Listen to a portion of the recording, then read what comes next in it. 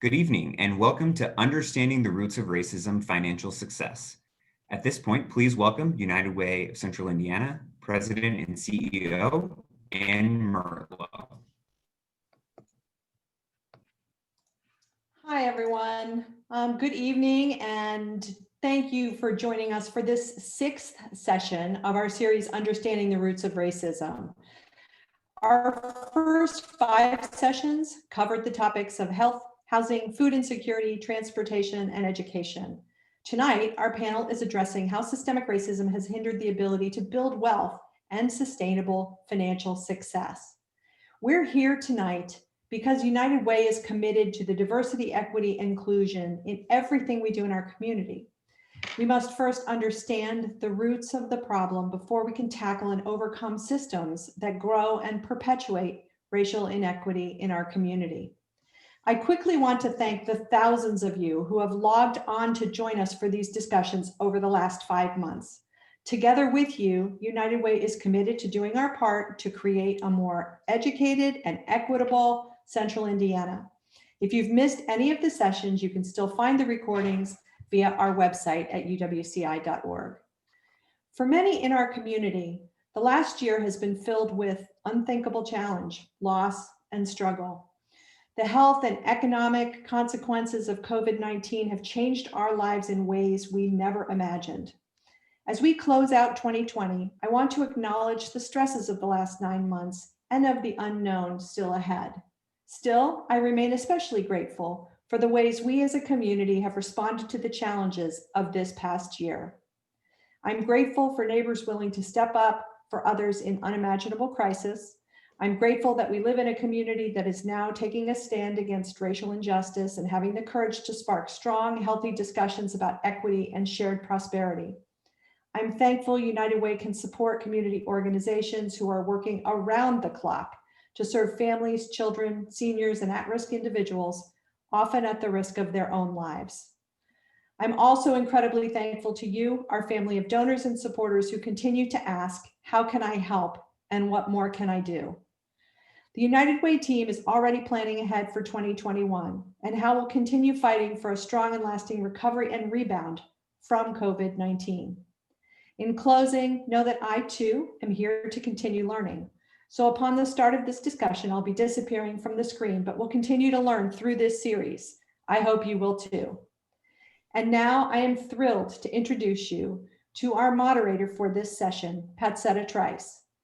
Throughout her successful career, Patsetta has always been known for breaking down barriers in the business world that often prevent people from achieving their full potential in the workplace. Her leadership at places like General Motors, the Indianapolis Airport Authority, and now in her own strategic communications and marketing firm have made her a trusted voice on the United Way of Central Indiana board. I'm so thankful she agreed to join us to moderate what is certain to be an enlightening and engaging conversation. Patsetta, thank you again for leading tonight's discussion. The virtual floor is now yours. Thank you, Ann. As Ann mentioned, I'm Patsetta Trice, and I am thrilled to be joining you as the moderator for tonight's discussion. In America, we're often told that wealth and financial success are achievable through education, hard work, and personal responsibility.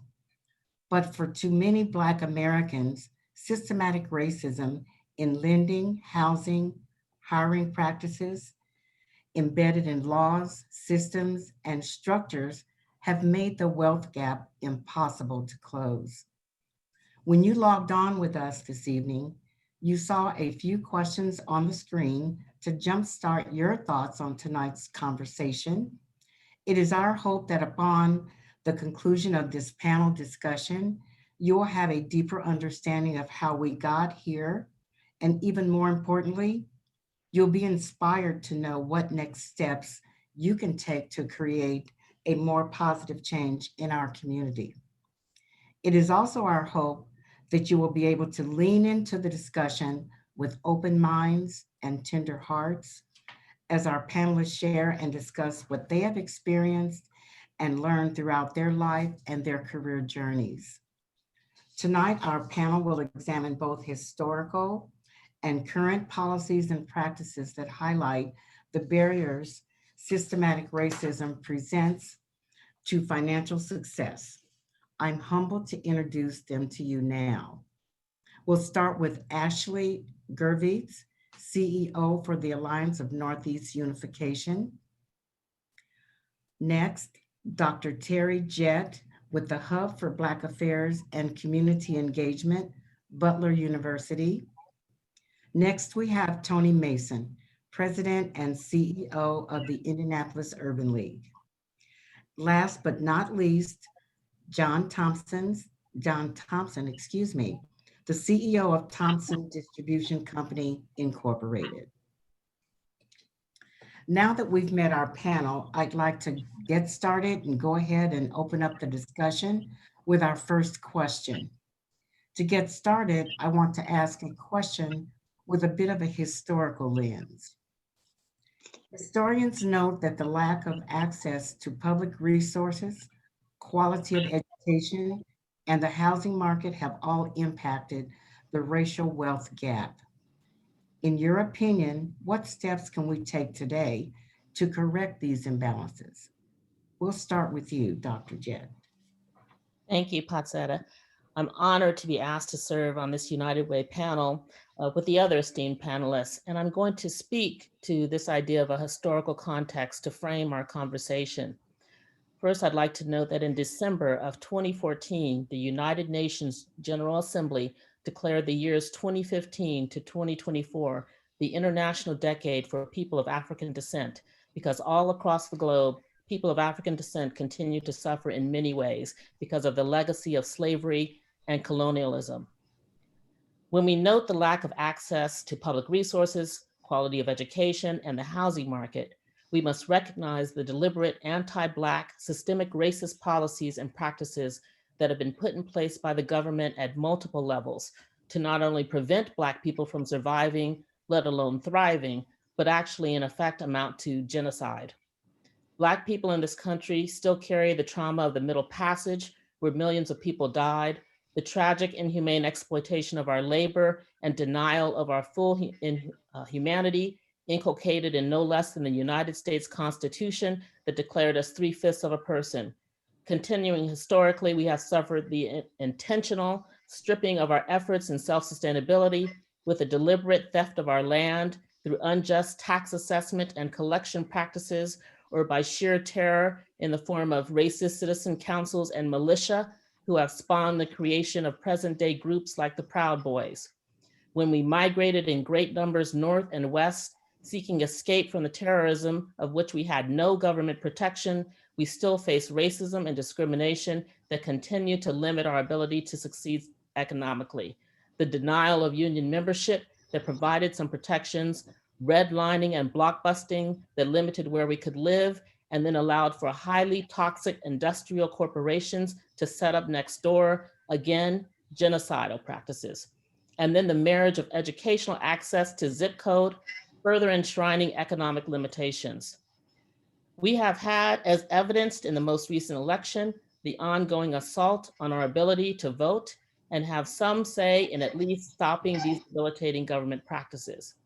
I mean, we literally had the President of the United States with full support of his political party trying to have the election overturned because of the significant participation of Black people that had a profound effect on the results.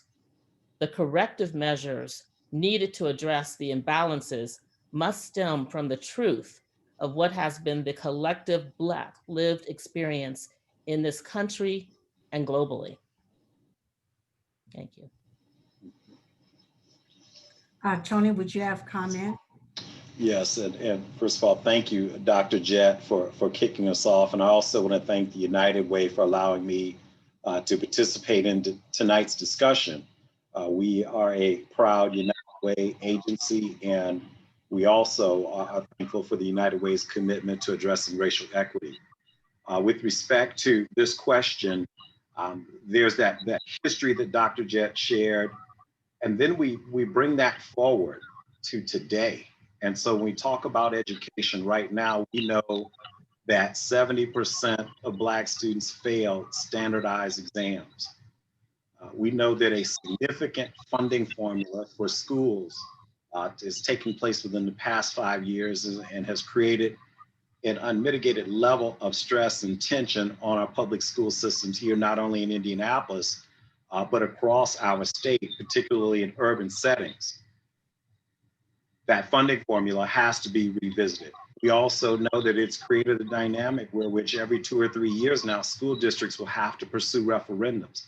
And these things will have to happen because the state, through its the Department of Workforce Development, Commissioner Fred Payne, they have told us that 62% of the new jobs that exist in today's economy now require post-secondary education and training. Well, how are our young people or our young adults and emerging leaders going to acquire the certification necessary and the training necessary if they cannot pass standardized tests and exams? Here at the Urban League, we get to see that firsthand because we work with people who come through our doors every day and preparing them for job opportunities, many of which we actually pay for and support their access to training. And we know that it takes a lot for them to get through a training course. And so education has to be addressed. With respect to housing, we know that since 2007, Black home ownership has declined from 46% down to 31%, while white home ownership has only declined from 68% to 64%. So we've got to develop a countywide strategy for the creation and development of affordable housing for low and moderate income families. We need to be looking at that as a holistic strategy for our community. And then we also need to be looking at where we can replicate projects that are, if nothing else, serving as a template for what could be done. So a good example would be the Eastern Star Church's Rock Initiative and the home ownership that's being spawned there through revitalization of housing and the construction of new homes. And that's a targeted effort in the 46218 zip code, which of course, Ashley Gervitz had a major part in that, and I know she'll speak to that. But we've got to be making sure that we create opportunities for families to thrive. When you look at the housing situation, and when you think about wages, the Brookings Institute told us 2 years ago that not only should the minimum wage be increased to at least $15, that it should actually be over $20 per hour. We're trying to help families to avoid the benefits cliff. The reality of it is most families are housing cost burdened. Well, not most, but I will say this.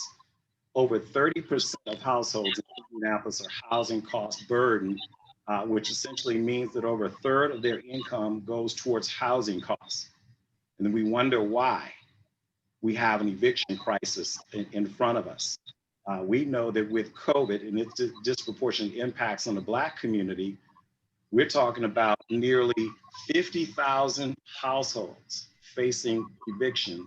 And so if it weren't for programs like Indy Rents, which through the city of Indianapolis and the community centers over $31 million have helped nearly 15,000 households avoid eviction, plus the state's effort with helping families to avoid mortgage foreclosures. If we think we're struggling now, the community would be in really bad shape. And so as we think about policies and programs and initiatives, it's got to be done with an emphasis on targeted universalism. And that's just simply acknowledging that you can no longer treat differently situated persons similarly in policy responses. You've got to acknowledge the disparities that exist between white and Black Americans. And the reality of it is you've got to put together policies and programs with a framework that's committed to addressing the racial wealth gap. And with the reality of making sure that you've got to place a greater emphasis on addressing the challenges faced by marginalized communities. John, would you like to add a quick point to this? Yes, I will. First off, I must say I agree with the historical perspective that Dr. Jett shared with us, and then some of the more recent data that Tony Mason shared. And I'll give just a little photo of kind of a focus on a historical point and then talk about a solution very briefly.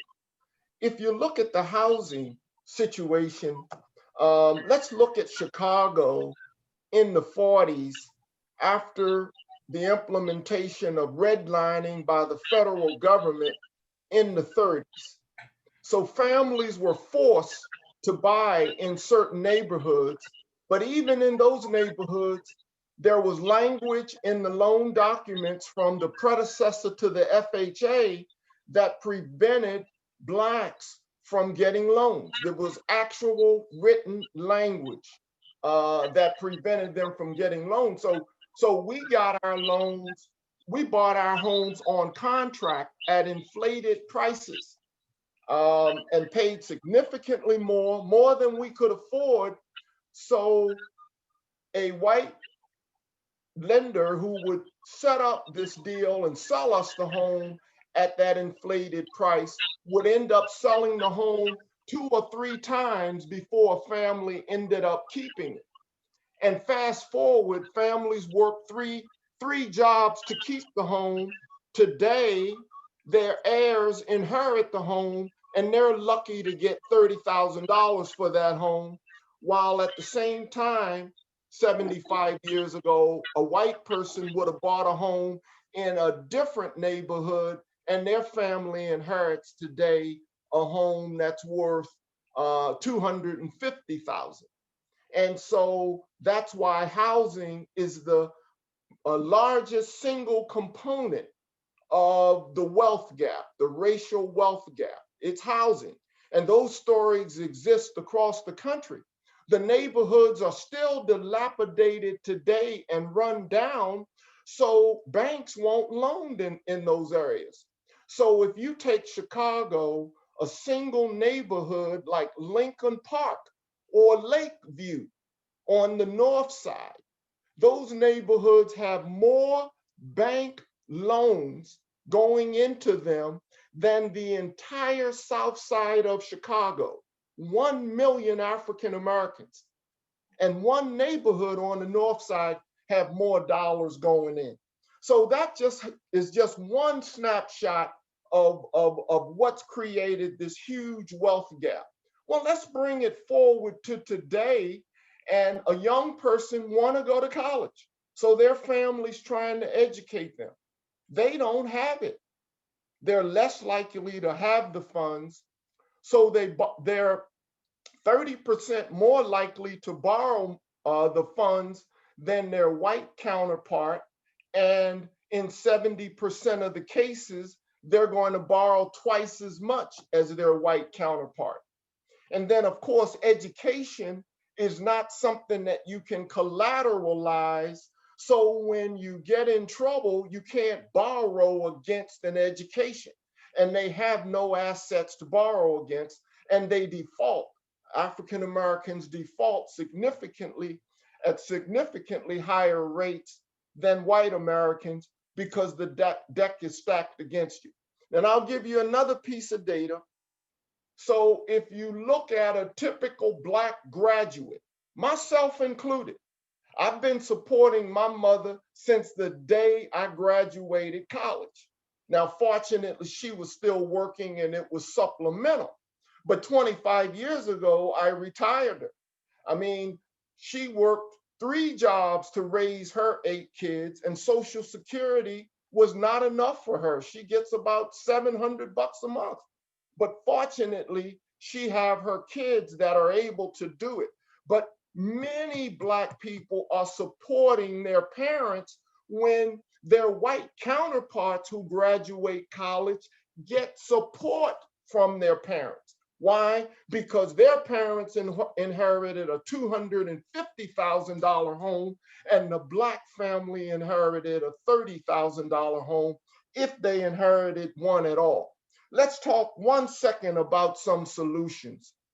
Local school adoption is a solution in cities like Indianapolis. Businesses like mine can come together and adopt a school in the inner city and wrap around that school and provide that school with everything like Eastern Star does in the 46218 area, and provide laptops, whatever the students need, mentors, you name it.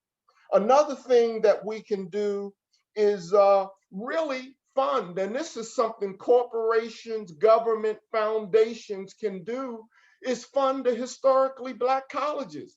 And there's something set up to do it right now. United Negro College Fund. The historically Black colleges educate the predominant number of African American graduates and do a phenomenal job. That's why we have a vice president today, Kamala Harris, that went to Howard University, a historical Black college, helped get elected by Keisha Lance Bottoms that went to Florida A&M, another historically Black college. And Stacey Abrams got the vote out and she went to Spelman. And so the historically Black colleges are a real solution, but they need help and financing. And then we hate words like free, but African Americans, and I'm not suggesting that we limit it to African Americans, but African Americans and others need a free college fund. Let's educate these kids for free. Yeah, it's expensive. Oh, we can never do it. We can do it. We've thrown so much money at the problem. Not at these problems you haven't thrown money. We can look at them and see you haven't thrown money. We need to educate these kids, and that's certainly a way to do it. And then dedicated funding in Black communities to support wraparound services for these schools. Those are a few examples. I have many more, but I'll pass it back to Pat Setta, our moderator. Okay, thank you so much, John. Thank you all of you for your responses to our first question. Next question. The difference in the assets and debts of white and Black families in the US has been a persistent and pervasive problem. Nationally, white college graduates have more than 7 times the wealth of Black college graduates and 4 times the wealth of Latinx graduates, White single parents have approximately twice the wealth of 2-parent Black and Latinx households. If an equal education cannot guarantee a path to economic success, can you help us understand the barriers Black graduates face upon graduation? And some of you with the previous question touched on some of these points. So I'd like to ask Dr. Jett to chime in on this question. Yes, thank you. First, I'll say we'll know the results of an equal education when we actually put it in place. We don't have an equal education system. We haven't had one to date. That type of system would be one where there is equitable distribution of public funding, there's culturally relevant curriculum, and there's more teachers that mirror the diversity of the children that they are teaching. We don't have that to date. None of this has occurred. Instead, we have deep racial disparities in every category that I've mentioned. Also, we have disciplinary zero tolerance policies that have created a direct pipeline of Black and brown children into a penal system that has the highest incarceration rate in the world. It is important not to disentangle the college and university system from the K through 12 system because it feeds into the barriers that Black college graduates face. And I would say that more education is probably more so a stopgap measure to further harm. But while in college, what I usually encourage, especially our Black students, I strongly encourage them in order to meet some of the disparities is to seek internships, to be very strategic in thinking about long-term in terms of what types of majors they are studying or pursuing, and if possible, to seek an opportunity to study internationally. This will provide them the ability to think critically in a more global context and to see kind of a world of opportunities rather than a neighborhood, which is typically defined by what I would say railroad tracks. And so there are strategic ways in which college students, Black college students, need to navigate that arena in order to sort of meet some of the disparities that they face that is beyond their control and is systemic.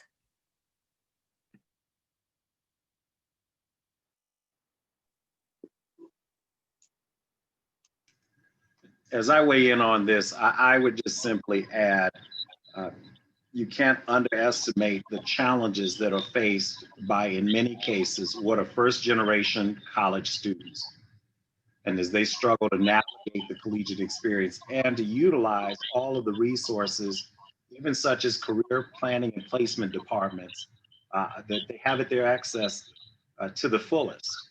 And I say that because I'm a first generation college graduate in my family. And so we're talking about 1988. So while I can't speak for my esteemed colleagues that are part of the panel, I'm sure that many of you that are viewing this tonight, you may be second, third, fourth, or even fifth generation graduates. And so what does that mean for wealth accumulation over time? Whether it be what's been earned by your family, what's been inherited, passed on. The Economic Policy Institute found that Black workers were twice as likely to be unemployed as white workers at nearly every educational level. 2016 Brookings Institute study shared that Black graduates owe more than $7,400 on average than their white peers upon graduating, and will owe an average of nearly $53,000 over the course of a four-year college experience. And so they come out of school immediately in debt, in staggering debt, if you will. I relate to that experience. I had $50,000 worth of debt after I graduated from college, and it took quite a while to pay that off. And so the data also just suggests that irrespective of institutions, Black students are more likely than their peers not to graduate and to obtain their credential. And so what does that mean for an individual when it comes to the opportunity? The reality of it is Blacks with degrees have 30% less wealth than whites without degrees. What does that essentially look like? That looks like essentially $81,000 for whites without degrees, $57,000 for Blacks with degrees.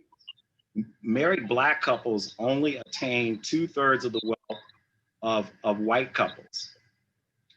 And so again, when we talk about the wages, and I shared that earlier, what Brookings Institute shared about the need to address minimum wages in this community. If we can't pass legislation to address that, then it's incumbent upon our local corporations and businesses to show the way, set the example, pay people livable wages.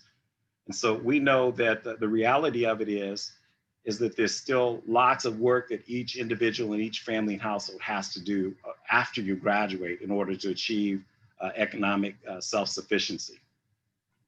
Great. How about you, Ashley? Would you like to add something real quick? Yes. Again, thank you for the opportunity to be able to help provide some extra feedback into a very critical topic regarding our financial access and really closing the gap for generational wealth within our minority-based communities. One thing I do want to point out, I'm very happy to see the extensive addressing of the barriers relative to our graduates, in particular within the Black and Latinx communities. However, I think it's also very important we start to create a culture shift that is embracing early adoption, that there are different programs, if educated early about, where we can help leverage the means of reduced debts that we occur. Great example is, can there be early awareness and education for families to the 21st Century Scholars Space Program? That is something that is more or less started in our early middle school-based years. However, what that also provides is extra supplemental mentoring-based support. So that's one aspect to think of. Secondly, within looking into the barriers, while you might be a student, we also realize the ramifications that might not be the only one role. Speaking personally, I was the non-traditional student that decided to leave school due to the fact of the financial burdens, being the baby of 5. However, it was being able to have an environment that supported my education, which was critical. Supplemental based things such as the federal work program, early adoptions of increasing paid internship opportunities. And if we're really looking to change the gap for those that have been with privilege to have good access to executive-based things, how can we see an early carving out early of internships that are paid, just looking into some of those financial barriers that are there, but in particular, really zone into creating strengthened pathways of employment. Because granted or not, that might not be the case once an internship is done. Speaking even personally with that, it was one of my great things of being a student, bachelor's at the time in focus, was able to bridge into full-time employment with the Indiana House of Representatives. But I would not have been able to do that unless there were the supplemental paid internship aspects, which allowed me to make that transition. So thank you again for the opportunity to provide insight there. Great, thank you. Next question. Student loan forgiveness, mortgage assistance programs, and baby bonds have all been discussed as policy solutions to help close the racial wealth gap. Can you please explain these policies and any others you think should be examined as potential solutions? And Ashley, since you just finished, you can just keep carrying the torch on this one. Yes, great question. There are definitely a couple barriers. I would like to go into the other category on. Some things that are automatically coming to mind are we looking collectively ways of increasing the livable wage? We see that often or not, someone may be employed, but the livable wage is only increasing and suppressing the opportunities of getting out of such financial burdens. Other things as well is identifying, even for instance, with those possibly living within subsidized housing. Can there be further promotion of the escrow-based programs, which encourages that of financial literacy? In addition, there's the application-based savings, which is creating a pipeline of not just a basic subsidized based living, but they're earning something self-attainment, which is helping to create, again, this pipeline for long-term homeownership. That is something, relative or not, I am happy to see just with some of the community home ownership-based work that's out there. Other things as well is looking into ways of increasing some of the state-based programs, such as the individual development accounts. When we're looking at, again, the financial burdens, especially for our Black, Latinx-based communities, we are able to see the correlations of our poverty rate. The IDAs allow that of savings for housing, transportation, and even opportunities as well to help leverage business growth. So there's some capacity included in there. And then while we're looking at this actual financial burden compared to our counterparts, is there other innovative ways through cross-sector partnership, where through the collaborative support, new ways of innovative stopgaps to alleviate some of those burdens so that they're able to see a springboard of new opportunities into housing. Or even as well, we have many that maybe have the side hustle, actually allow that to be a new generating aspect of homeowners, or not homeownership, but business growth within their local communities. So those are just a couple things that definitely come to mind outside of some of the standard aspects of loan forgiveness and mortgage assistance as well. Great, thank you, Ashley. Tony, would you have a brief follow-up to that? Sure, I just would add or touch back on the loan forgiveness piece, if you will. We know that in this country, 45 million borrowers owe 1.6 trillion in student loan debt. And we know that, as we shared earlier, Black students have a much higher level of loan debt, if you will, coming out of college.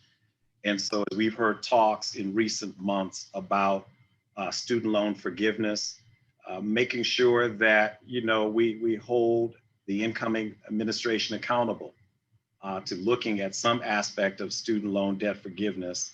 And then, of course, with baby bonds, and if we're thinking about something of that nature, the idea that you would establish an account or a fund for a child when he or she is born, that by the time they reach the age of 18 could accumulate up to $40,000 to $50,000 worth of money that could be used either to pay for education, down payment on a home, or whatever that young adult would need to start their lives off well and early, would be an important thing to look at, as well as a resource to help lift individuals and families from poverty and struggle on the path of prosperity. Great, thank you, Tony. Moving on to our next question.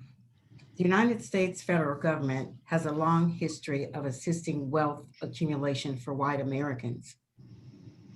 From the Leased Land Act of 1785, Congress sought to transfer wealth to citizens on terms that were quite favorable. In some instances, land could be attained by the luck of the draw if you were a white man. The GI Bill is another example of several post-war policies where the government invested heavily in the greatest growth of a white asset-based American middle class to the exclusion of Blacks. At this point, most colleges were still closed to Blacks and had exclusionary barriers to entry. What effects are these policies from decades ago still having on Central Indiana families today? John, would you like to start us off with that one? I certainly would. And it's kind of a continuation of the discussion that's been taking place of how we got here. And if you look at even back in the 60s and 70s, and you look at Black home ownership and the neighborhoods that we lived in and where we owned homes, and how those neighborhoods have really fallen into decay. And so something needs to be done today to help certainly, I'll say, level the playing field. First off, let's deal with racial equity and making sure that we have racial equity. And so when you look at loans, and these are actually loan applications, study done by two economists at the Federal Reserve Bank in Washington. And when you look across 285,000 loan applications, they found gross disparities in the loan denial rate for African Americans and Latinx community. A tremendous difference. And that's even when you normalize for income and credit score. And part of it was based on the zip code where you lived. If you lived in a certain zip code, you were twice as likely to be denied. And those zip codes tended to be predominantly African American and Latinx. Fast forward to today, what can be done to level this playing field some? We talked about student loans and their forgiveness. We talked a little bit about investing more in schools. I mentioned earlier free college education for some, and then extended education for all. United Way's worked very hard to make all kids preschool available to all kids. And so we should have 2 years of preschool, 12 years of school, and 3 years of preschool, including kindergarten, 12 years of school, and 2 years of paid post high school education for all. And then for many, many more than we have, college education should be free. The question comes up often, how do we pay for that? And I'm like, well, we're paying for it now because those student loans aren't going to be repaid. Those students don't have $1.6 trillion to repay those loans, and the loans are crushing them. So they're not able to get on with their productive life. From a business standpoint, and I'll say this and then pass it back to you, Patzetta, but from a business standpoint, we need to provide more access to capital for particularly African American owned and Latino, Native American owned businesses.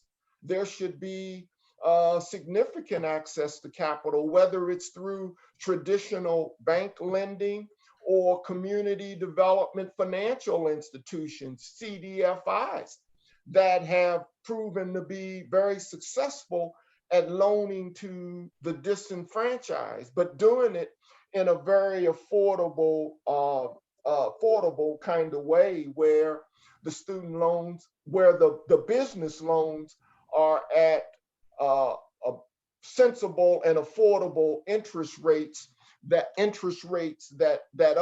others see and others pay.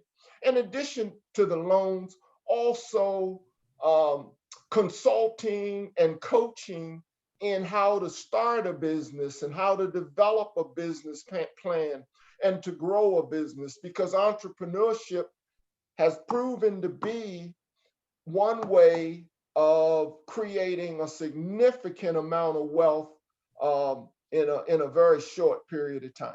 I have other thoughts, but I'll share them later. I'll turn it back to Patsy. Okay, thank you so much, John. Next question. Although changes in technology have made it easier to conduct some banking business while online, many personal and public benefits are still derived from the proximity to a local bank branch. In communities without banks, commonly referred to as banking deserts, costs and inconveniences of cashing checks, establishing checking accounts, obtaining loans, and maintaining banking relationships are all aggravated. The closing of thousands of local bank branches in the aftermath of the 2007 to 2009 recession, many of which have never reopened, has served to intensify societal concerns about access to financial services disproportionately impacting Black families, that is. How have banking deserts impacted Central Indiana, and what are our communities doing specifically to address this imbalance? Ashley, you'd like to start with that? Sure. I can tell you with a lot of the work based here in Central Indiana, specifically here within Northeast Indianapolis, we are working right now to help address many of the barriers that you have outlined, Ms. Trice, but we are seeing, for instance, when here in the Avondale Meadows community, we lost our local bank. The closest bank was 3 miles away, but when you look into the factors of those that need something within walking distance, there had been so much of grave and dire need that, hey, I still need to get my check cash, right? So that led to many entities like the predatory lending, check cashing places to profit off of their pain and inconvenience, where now, where their check was probably already not of what will help them make it through a week, but now with the excessive service fees with it, it's less that they're bringing home. So there's the impact just with the financial gain of what occurs. Then we look at the aspects of financial institutions with their physical presence as some of the great things that John had outlined, with even being able to apply for a lending opportunity for maybe the house or a car, refinancing opportunities, that gap has actually led to more predatory lending, into being able to buy their dream home, or even as well find an access to loans with a lower interest rate, where they're not being ripped off per se, because the alarming percentages that are behind it. And we also have to be very frank as well. If they don't want to cash their checks at an actual financial institution, the need for additional funds are there. Being able to go to a place to be able to say, hey, I'm just needing something to help fill in till the next paycheck comes. The dire payday loans, the extremely astronomical interest rates, never being able to break the cycle, has had its trickling effects that ultimately I can see percentage-wise shows the socioeconomic impacts that we've had in the community. But how to address it, I think that we're at a pivotal time where new opportunities can occur. We're really thankful of First Merchant Bank that will be opening their doors here very shortly, where there was intentional conversation with the community and identifying where can we meet you where you are to help create more financial mobility. That has led to some commitments to being able to have more localized financial literacy-based programs, not just with the community at large, but for employers in the area, starting early within our aspect of education, getting into the schools, being able to provide viable support for our entrepreneurs that are wondering, are they able to keep their doors open? And helping build capacity, which is also tied to some of the historical bits, right? We have the Community Reinvestment Act, which is showing where marginalized communities before, like ours here in Northeast Indianapolis, we can actually see boots on the ground pathways of helping correct some of the future wrongs.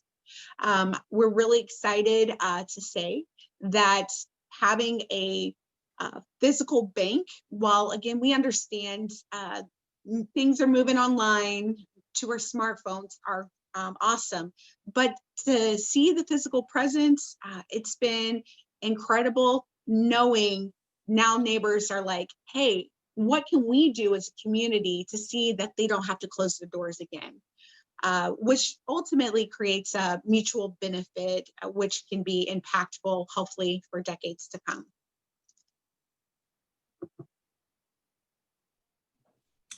Thank you, Ashley. We're going to jump to another question here. One of the leading solutions for economic success and prosperity in the Black community goes beyond jobs and speaks to entrepreneurship and company ownership. Too often in our nation's history, Black economic success has been quickly disrupted by racial injustice and even violence. Data shows business ownership is one of the strongest wealth builders for communities of color. Nationally, the median net worth of Black and Latinx business owners is more than 10 times that of their peers who don't own a business. Dr. Jett, can you speak to how can we better promote, support, and grow entrepreneurship in our community? Yeah, certainly. And I want to emphasize that I think we should, part of the solution should be us thinking, by us, I mean the Black community, thinking collectively about supporting one another and going into business together, and exchanging ideas and resources, being able to market our creativity and our skills and products collectively. Also looking to government entities to make intentional efforts to contract with Black companies and also provide safety nets for risk taking. I think that would be some of the things that should be put in place. And I'd like to give kind of a shameless plug for my new role at Butler. I'm the faculty director of the Hub for Black Affairs and Community Engagement. And I've been thinking a lot about this notion of the collective community of Black people working together, even in the context of this predominantly white institution where I am situated, and that there should be more support amongst the Black faculty, staff, and students to provide some strategies that we can think about together, and also to network amongst one another to extend our creativity and also our expertise and intellect out into the community, to build in that way, to think more collectively rather than individually, because that has always been our saving grace. I've done a lot of research in the agricultural field, especially looking at the experiences of Black farmers. In their most recent settlements with the USDA, there was the Pickford 1 and 2 settlement process. And the solutions coming out of that settlement really have resided in sort of collective and cooperative farming networks coming together in order to build and also to address all of the barriers that have been put in place. And so if we think about some of approaches that have historically been tried and where we have been able to survive and have had some relative success, a lot of that has come from us working a little better together to address some of the sort of barriers that we face.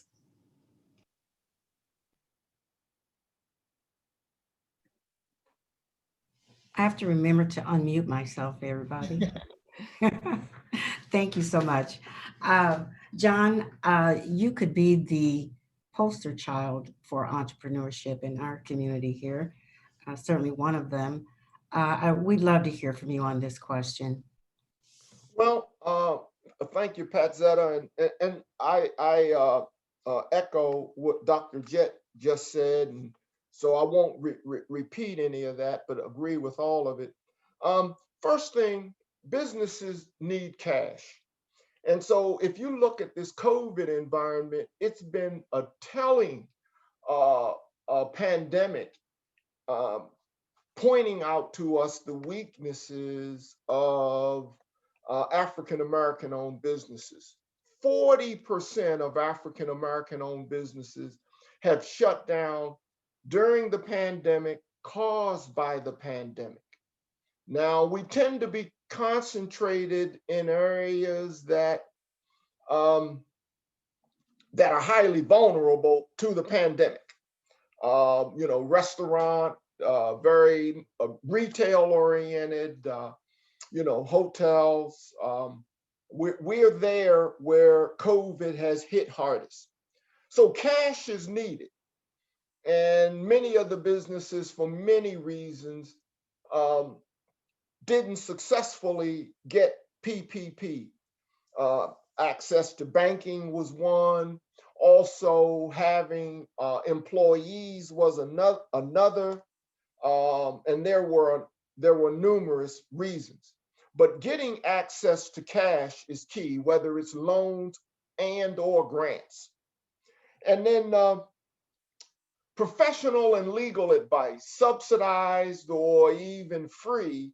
And we have the Indiana Small Business Development Centers here that provides consulting services, but also legal advice to help you structure your business. And, and in these trying COVID times, help you to negotiate with creditors and landlords, because you may need to negotiate your lease and to help you get through the COVID pandemic successfully.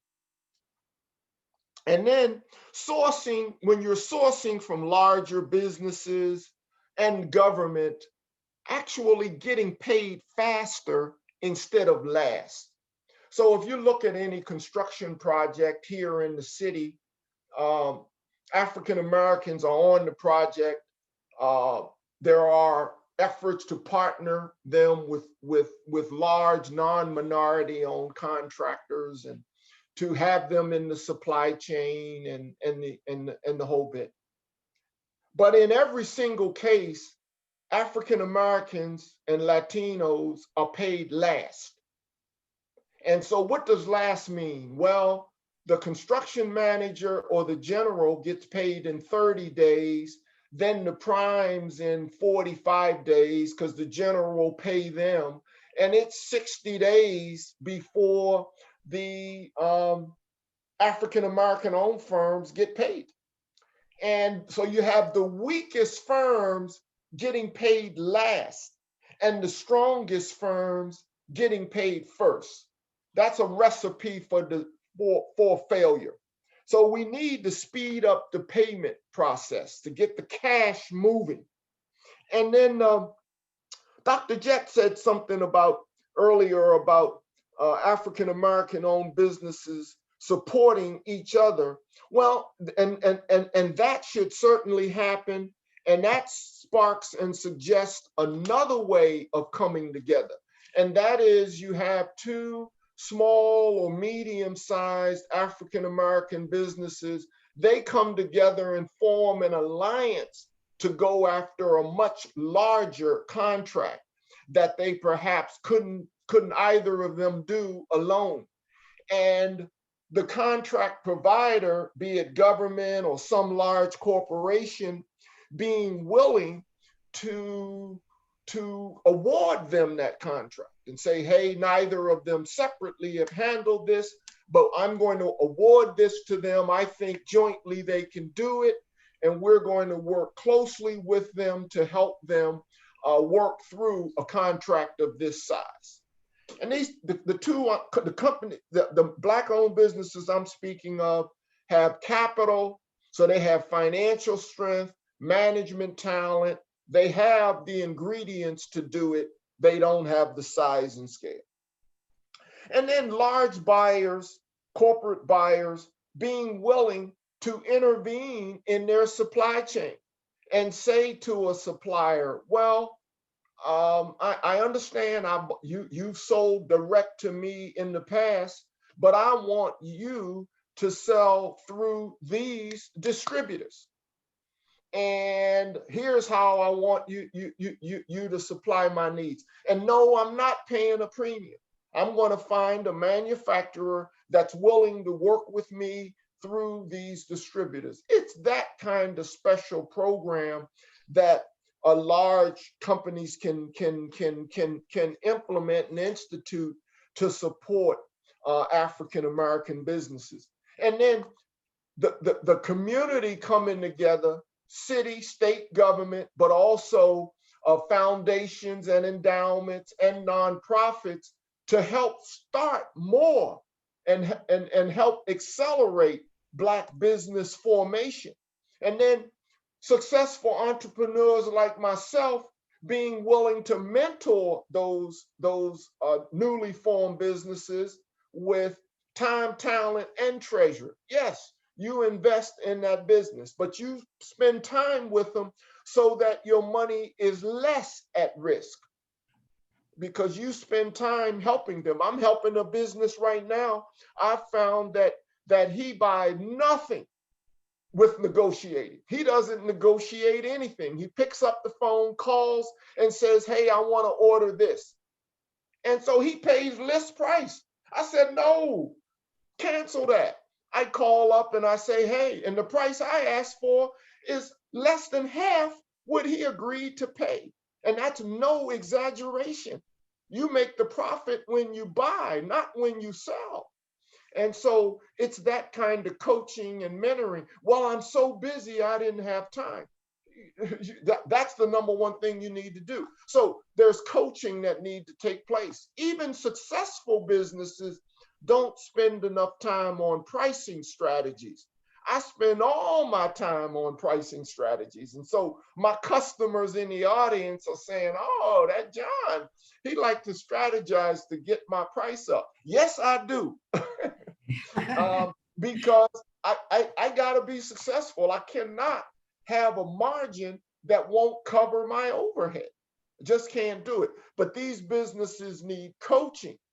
And African American owned successful businesses, along with other businesses, can coach the businesses that we help to form.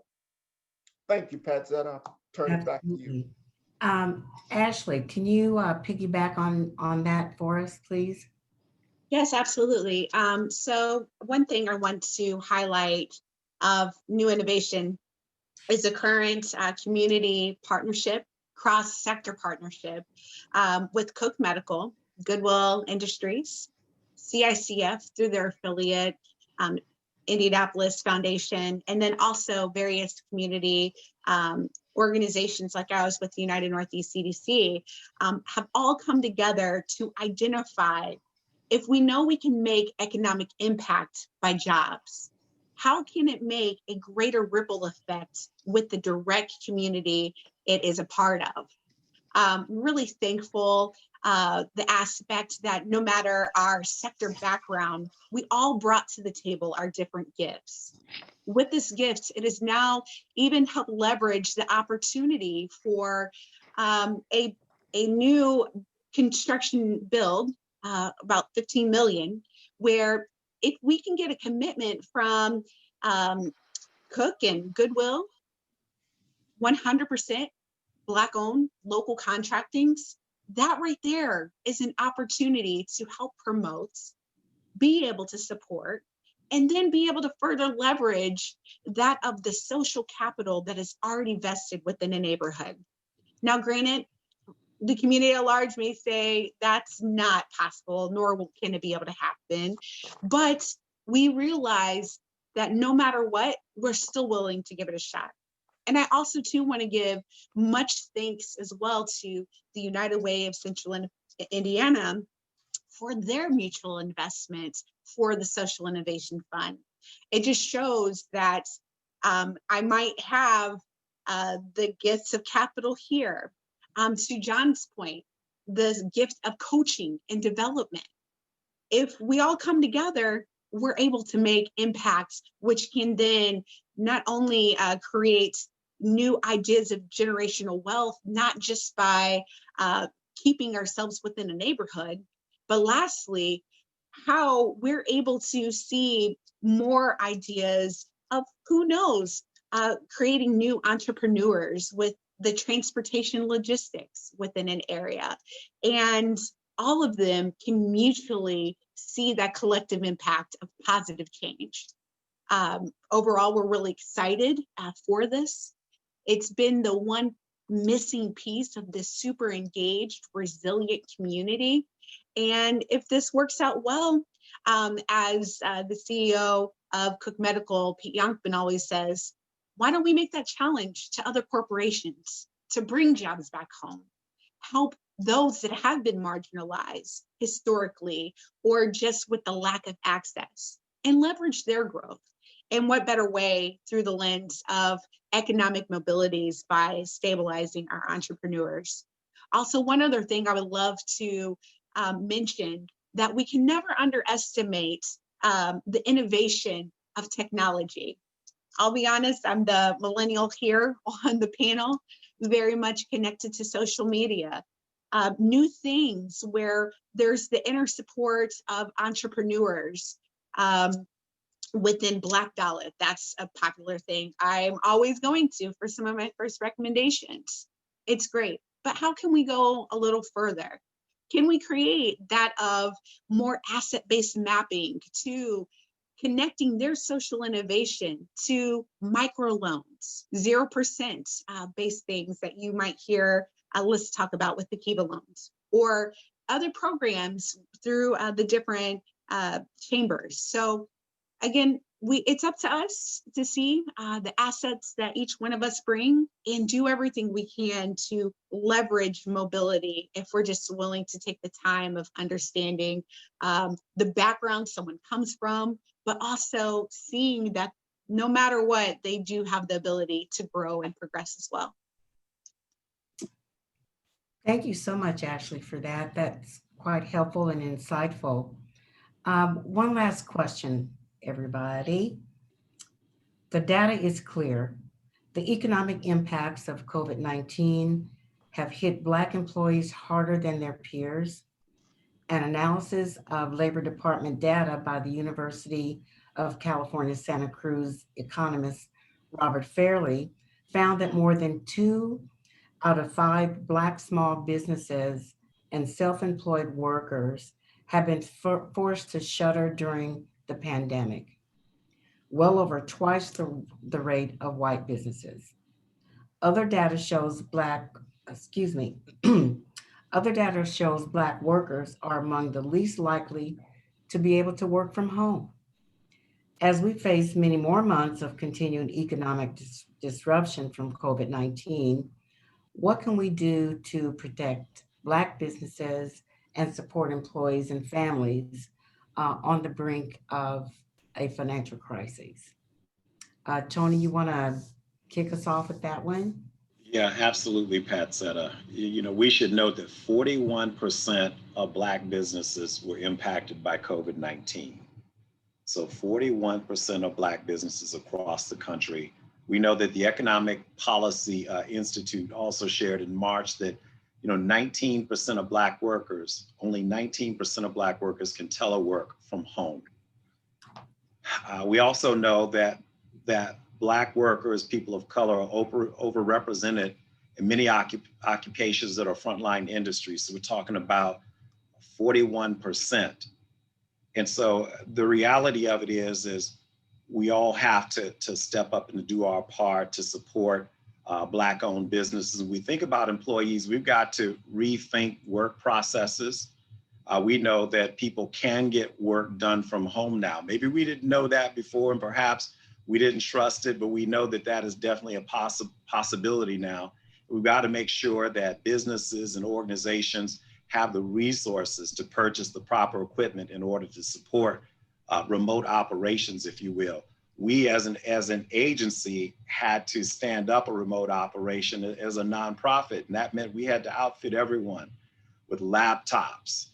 We had to, in some cases, purchase printers, scanners, and all of that technology so people would be able to continue to do the work of the Urban League at home. Well, we've got to be thinking about that from a business perspective as well, knowing that, as John shared, businesses need access to capital. We know that far too many Black businesses did not get access to PPP loans. And the reality of it is we're an organization that we were fortunate enough because we are banked with multiple financial institutions. We were able to get through that process, whereas I'm sure that there were a number of Black-owned businesses that were not as successful in doing that.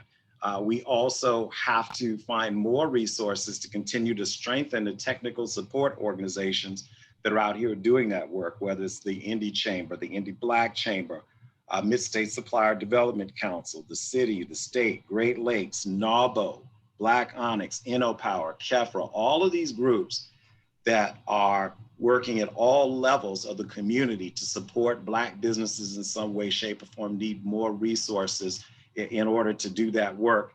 But like Ashley, I'm somewhat optimistic because there are opportunities that are emerging. This city has been responding to the fallout from COVID in so many ways with an emphasis on racial equity.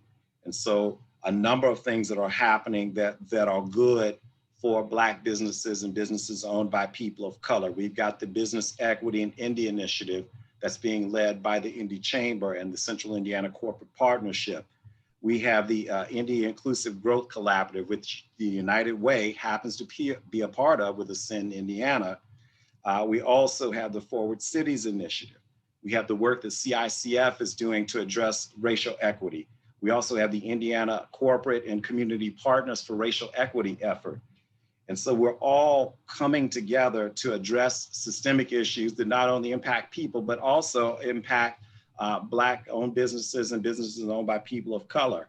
And then, of course, we're thankful to have the Lilly Endowment here for the support that they're providing to the Urban League to work in partnership with the National Urban League and the African American Coalition of Indianapolis to put together what will be the African American Quality of Life Renewal Initiative. And there will be a major emphasis on Black business development as a part of that work.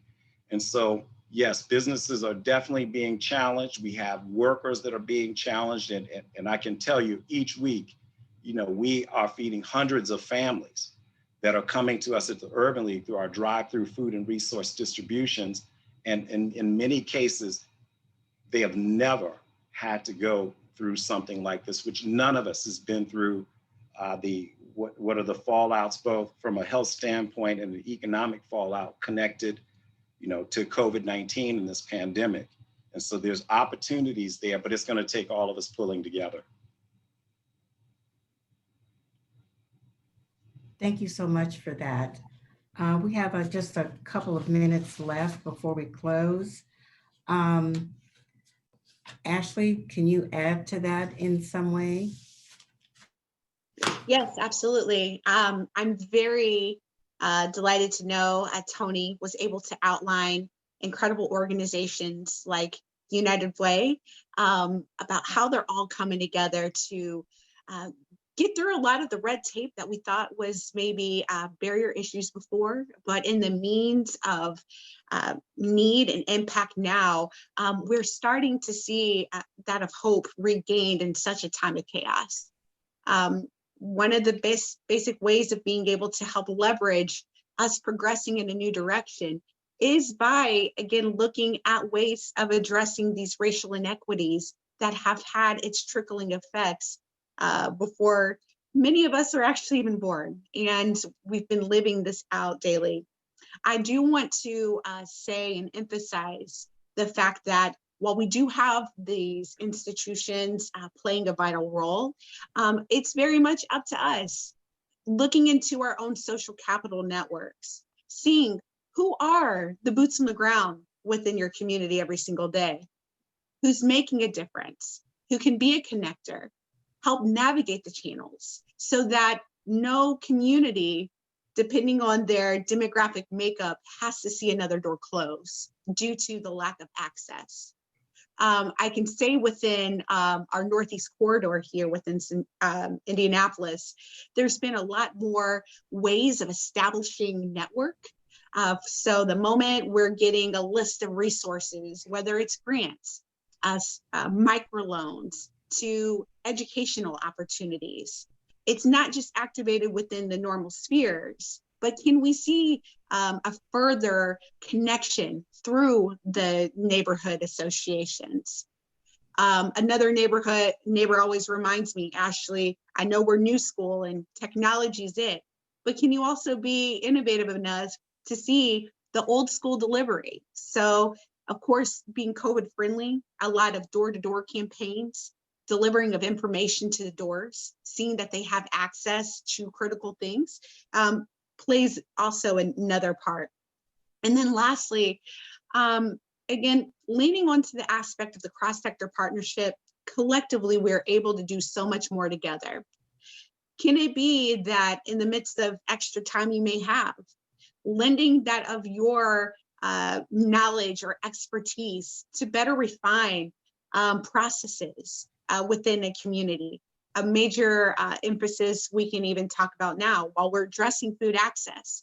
Can we help that of the new entrepreneurs, 2 young Black males, one of which is military, come in and see that of food access be stabilized as well?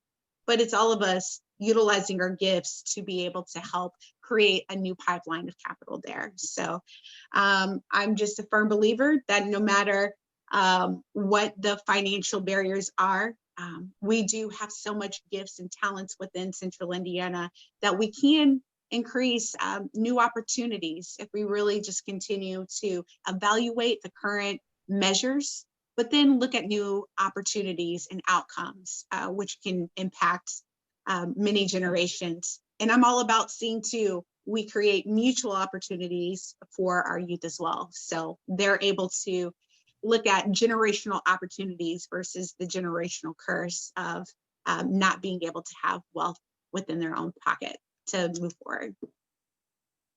Thank you so much. John, how about you add a few brief comments here before we close? Tony and Ashley did a great job on that question. I'll just talk for 30 seconds about not how to not be in this position in the future. There's a huge racial disparity within technology. Less than 36.4% of Black households have access to broadband. Only 0.4% of digital technology was developed by African Americans. And 63% is percentage of Black families with access to computers at home versus 78% for white families. We got to close that gap. So we got to get broadband into the Black community. We got to get laptops and low-cost computers into those homes for distance learning. And then we got to create boot camps for our kids and young adults, where they go into an immersion in technology. And then lastly, create incubators to help further educate and train workers that can work in technology, software development, or start tech-based businesses and get out of these businesses that are pandemic facing, which is where we are today, where we're on the front line of pandemic and we're the first to get laid off, and there are low wage jobs, and those jobs are going to be automated. Truck drivers over the road will be automated. In 15 years, it'll be rare to see an over-the-road truck driver. The truck will be driving itself. And so that entire industry will be out of work. But software developers will continue to work. We've got to move in that direction. Thank you. Thank you so much, John. That was great. Well, we've reached the end here, and I would like to thank our panelists once again, as well as thank you, our audience, for joining us today for this very important conversation. It is our hope that each of you has learned something new, and that you leave this conversation inspired and ready to help create a more equitable Central Indiana for all of us who live here. Additionally, please know that you will receive an email with a full recording of tonight's panel, additional resources, panelist bios, educational materials, and a link to register for the next Understanding the Roots of Racism, which will be held in January 2021. Thank you all. I hope you have a wonderful night, a safe and happy holiday season. And I think there was a famous journalist that said, thank you and good night. I'm not him. So good night, everybody. Take care.